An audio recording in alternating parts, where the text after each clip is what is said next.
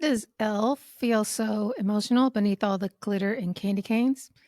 In a lot of Christmas movies, there are two stories: the superficial, happy, jolly, festive one, and the underlying emotional one. That's definitely true in Elf.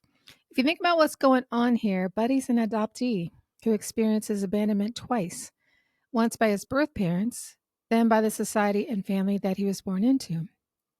This isn't just a funny movie about how a giant elf leaves the North Pole to live in mainstream society with his birth father. It's the real life experience of many adopted children. So if you are adopted, you're the parent of an adoptee, or if you know someone who is adopted, tune in and see what it might be like for them at the holidays. So the movie starts at Christmas. Buddy's mom has died, and he's an infant at an orphanage. Let's pause right there to talk about this because a lot of people don't know about adoption trauma. We talk about how good it is to be chosen by your parents. We talk about how the baby is being given a chance for a better life than what the birth parents can provide. And all of that is true. Absolutely. Not taking anything away from that. And that's not the whole picture. We think that babies are too young to remember what happened, that they are too little to have any feelings or bonding yet. And that's not true. The experience of being gestated in your mother's body, hearing her voice, feeling her rhythms, and then losing her at birth is one of the deepest, least understood forms of trauma. Even when the adoption is loving, even when the adoptive parents provides everything a child could need, that somatic memory of the separation lives in the body. Here's what we know from attachment research, trauma studies, and decades of adoptee testimony.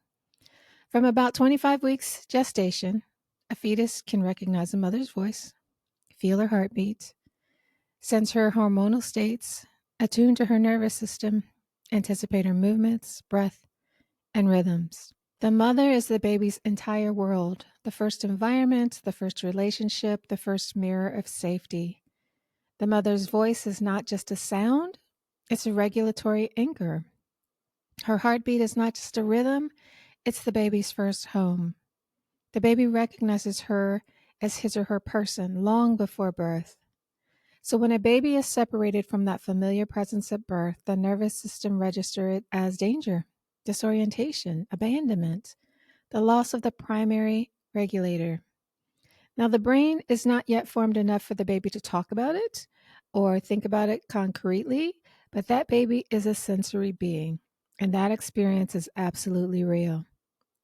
The memory hasn't formed the way that it does in older people when it's recalled in pictures and words, but the body remembers. What's happening in that moment biologically? Well, the sudden silence where the mother's voice used to be, that sound that they've grown used to, literally is now gone. There's a loss of the familiar heartbeat rhythm, and this creates a deep somatic panic. Babies can stabilize when hearing the birth mother's heartbeat. Losing it is dysregulation. And this is why when a baby's crying, anybody can pick it up. But the soon as mom does it, it's a totally different ball game. It's her heartbeat that he attunes to. Another thing is that there's a shock to the nervous system.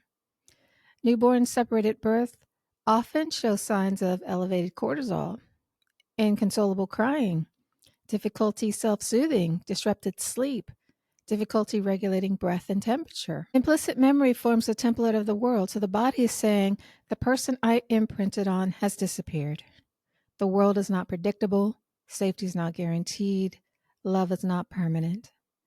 Even if the adoptive parents are loving, nurturing, and secure, the baseline imprint has already formed, and that blueprint for mistrust and danger is present from the first breath.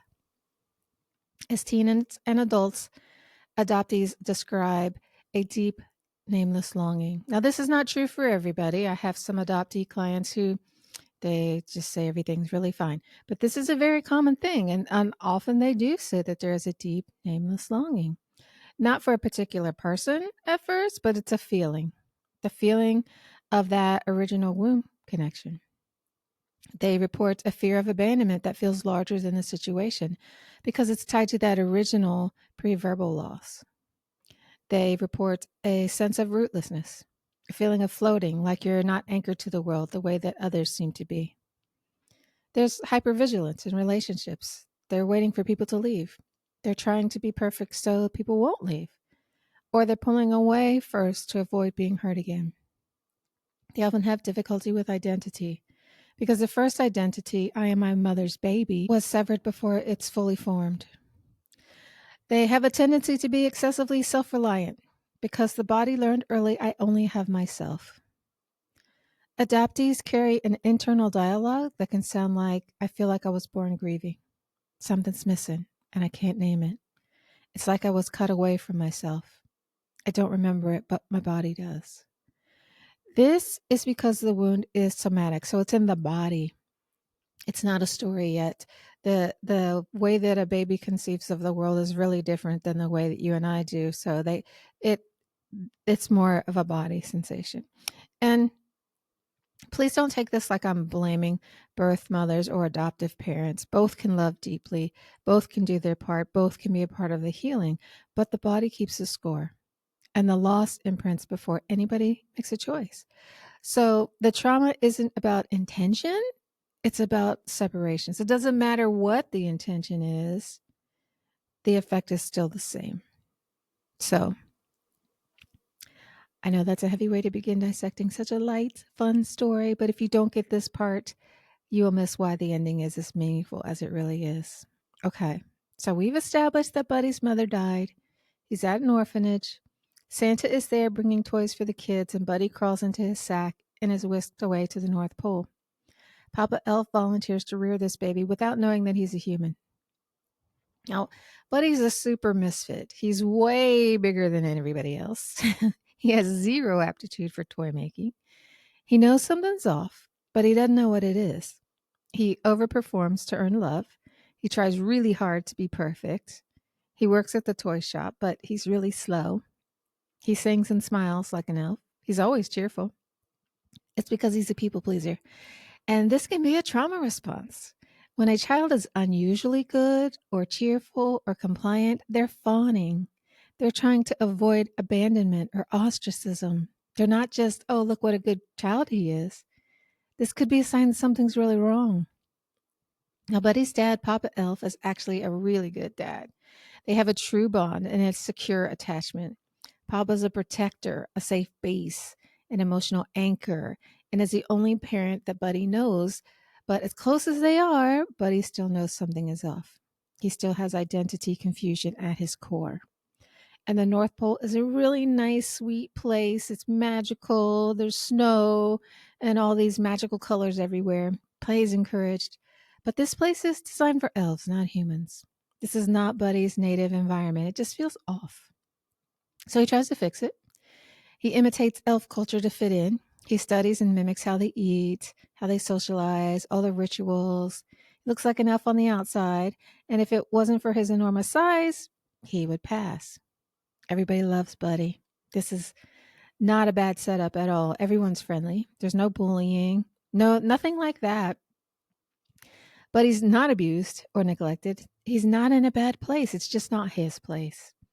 He's the only human here, and he's too big for elf-sized spaces, and he bumbles around everywhere he goes. So, of course, we have an internal dialogue, and we make meaning of our experiences, and Buddy's meaning is that he doesn't belong here. He's not fast enough. He's too different. He's not good enough to be an elf. He sees his differences as personal failings. Now, his cheerfulness is real, but it's also a protective mask. It's like, if I can project cheerfulness, maybe I won't feel the sadness. And if I can be happy on the outside, maybe I won't have to address all this conflict on the inside. And his cheerfulness is also a barrier to keep people from asking him what's wrong, because he doesn't want to answer that question, if he even knows how. A smiling face is also a strategy to keep from being rejected, and a shield against the pain of not fitting in. He's afraid that if he is sad, the abandonment that he fears will become a reality. So this is the first 30 years of Buddy's life. It's a paradise in a way, but one with a really sad core. And it all comes to a head when Buddy overhears a conversation that forces Papa Elf to tell Buddy about the truth. He's a human. His biological mother is dead, and his father is a naughty guy who lives in New York. Papa Elf dresses it up to sound exciting, like an adventure, and tells Buddy it's time for him to meet his dad. This kicks off Buddy's adoptee journey to find his roots. This is all new to Buddy, so he's probably overwhelmed with questions like, where do I come from? Who am I really? Why was I not kept? Will all these new people like me? This is really problematic because not only does Buddy encounter all sorts of cultural differences, his father doesn't even know he's alive. So he's in awe of the city. He chews gum that's been spit out onto the street. He runs around the revolving door. Some of that's just exciting. It's new. But some of it feels just strange. Then he tracks his dad down and tells him that he is his son and his dad has him thrown out of the building, as any sane person would do. Remember that Buddy's dressed as an elf. He's 30, but he acts like he's way younger. And he's declaring himself as Walter's child. He's like, is this person nutty? That's what he thinks. So getting rejected is a real possibility for an adoptee. You don't know if the parent who gave you up will welcome contact with you. You don't know the history. Or even if you do know a story, you may not know the nuances of the story that maybe make a difference. The adoptee has carried feelings of, I'm too much, I'm not enough, I won't belong there either, nobody loves me, and things like that. They've gone their whole life feeling like they have to earn love. So when a parent denies that they're the parent, that can hit hard. But Walter has Buddy DNA tested because his story checks out. He actually did know Buddy's mom. They did have a romantic relationship, and it's possible. Timing works. Well, not only is it possible, it's true. So Walter takes Buddy in. If he didn't know what a handful Buddy was before, now that Buddy's in his house, it escalates. Remember, Buddy was reared as an elf. He knows how to make paper snowflakes. He eats sweet things like cookies and maple syrup on spaghetti. He's very culturally different, and this is a challenge. This is a real possibility for adoptees, too. If you were reared with a rich family and your birth family is poor, or vice versa, there's going to be some cultural differences, aren't there? If you are urban and they're rural, if you're one religion and they're another, we're a combination of biology and culture. And while we may have the right genes, our culture can clash. And all these things that made Buddy a hit at the North Pole, they're just not valued here. Dad doesn't get the singing, the high energy, and then 24/7 cheerfulness. Fortunately, Dad isn't the only person Buddy meets. He has a brother, Michael. Michael is embarrassed at first, but when Buddy bails him out of being bullied by beating the guys in the snowball fight, Michael lets down his guard and gives Buddy a chance. Dad's wife is a sensible, open-minded person who also likes Buddy and thinks that her husband has a duty to his son. She encourages the relationship and tries to believe that Buddy is an elf. Buddy also meets Jovi at the department store, and she works at the Santa display as an elf, so he's immediately attracted to her. And they develop a slow admiration for each other. And none of these people are Buddy's biological family, but they become his chosen family. They all make unspoken choices to support, accept, and be there for each other. We all hope that our biological family does this, but it's not always true. Having a chosen family can help to create the sense of belonging to the human family and repair that feeling of being an outsider, being invisible, and feeling like you have to change or be someone else to be loved. Meanwhile, as Buddy is making friends with these people, he's blowing it with his dad. Walter works in publishing and they need a hit. He's pitching a partnership with Miles Finch, the best-selling kids author, and Buddy ruins it. Dad loses it and tells Buddy to get the hell out of my life. Buddy's bummed, of course. He's wandering around New York on Christmas Eve when he sees Santa's sleigh go down in Central Park. It's powered by Christmas cheer, and there just isn't enough of it to keep the sleigh airborne. A news crew arrives to report on the fallen sleigh sighting, and they use the live coverage to inspire Christmas cheer. And Buddy reattaches the fallen engine, and the crowd, watching all of this, explodes in cheer and singing, and Buddy saves the day. Even Buddy's dad comes around and starts singing too. Like, wow, never thought you'd see that. But Walter was miserable working for his publishing company, and he starts his own company and uses Buddy's story as his first book. Buddy and Jovi get married, they have a baby, and the last scene is the family visiting Papa Elf with everyone dressed as elves. Everyone looks super happy because now Buddy is safe and secure with this adopted family, his birth family, and the family that he created with Jovi. This could only happen because Walter did some healing of his own. He's a pretty grinchy guy. He ignored his younger son, Michael. He was stressed out all the time. He was critical and negative. He wasn't in any position to be a father to either of his sons. Attachment is about attunement. Attunement happens when you look at me and notice what I'm feeling without words being said. You respond to my needs and validate that my feelings are real. It's not, I feel sorry for you. That's sympathy. That can feel like rejection or like I'm a thing, not a person. Attunement is not, here, let me fix this for you. Guys often want to jump in and fix problems when women just want to be heard or understood. That's attunement. It's a sense that we're in this situation together. You get it. You don't have to necessarily fix it, but I'm not alone. All babies need this for healthy bonding. And once Walter is able to do this, Buddy and Michael can feel seen, validated, and feel like they belong to each other. So when Walter finally verbalizes that Buddy is his son, this is a huge healing moment for both of them. Buddy is the key to everyone's healing because he embodied this childlike innocence that they all lacked. Walter's avoidant and shut down when Buddy arrives. He's caught up in cynicism and is obsessed with work, money, success, and doing the right things, which is a complete 180 from Buddy's unfiltered joy. Michael's a kid, but he's living in New York City, which isn't really an environment where kids can thrive, make snowmen, and pretend and play. It's a city, but Buddy brings that out in him. Walter's wife's a good egg, but she's not as open as she could have been either. When she starts to sing in public, she loosens up a bit and becomes more accessible. And Jovi had resting bitch face when we first meet her. She's definitely become more of a team player and a happy go lucky person with Buddy's childlike influence. So for me, one of the takeaways is to reclaim your childlike innocence and joy this season. That's gold for everyone of all ages and so important to getting through every life challenge. Buddy was really a godsend for all the people whose lives he touched. Even if you aren't adopted, Elf speaks to the universal feelings of not being wanted, not fitting in, searching for a place that feels like home, or finding a place of belonging. Buddy isn't just an elf who does goofy things to make us laugh.